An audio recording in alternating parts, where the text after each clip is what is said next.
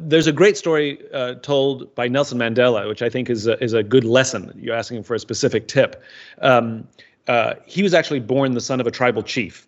And when asked by a journalist, how did you become a great leader? And as an aside, Nelson Mandela is a very important case study because different personalities are viewed differently depending on where you go in the world. But Nelson Mandela, regardless of where you go in the world, is universally regarded as a great leader. So he's an important case for folks like me. And he was asked by a journalist, how did you learn to become a great leader? And he said, when I was a boy, I remember two things. I remember going to tribal meetings with my father. And I remember that they always sat in a circle, and my father was always the last to speak. And if you think he's the most senior person in the room, he's this tribal chief, and he was always the last to speak.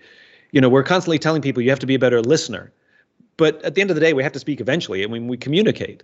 But I think the practice of being the last to speak when you're in a meeting, we do this all the time. The senior person comes and goes, okay, even well-intentioned, this is the problem. This is the challenge we have. This is what I think we should do. But I'm interested in what you have to say. Well, it's too late. You've biased the room. It's over. Or you've made people feel that their opinion doesn't matter. And so for leaders to practice listening, and this is by the way, I'm tired of the term soft skills. Hard skills are the skills we need to learn to do our jobs, and human skills are the skills we need to be better human beings. And it's the combination of hard skills and human skills that make us very good. And listening is one of those.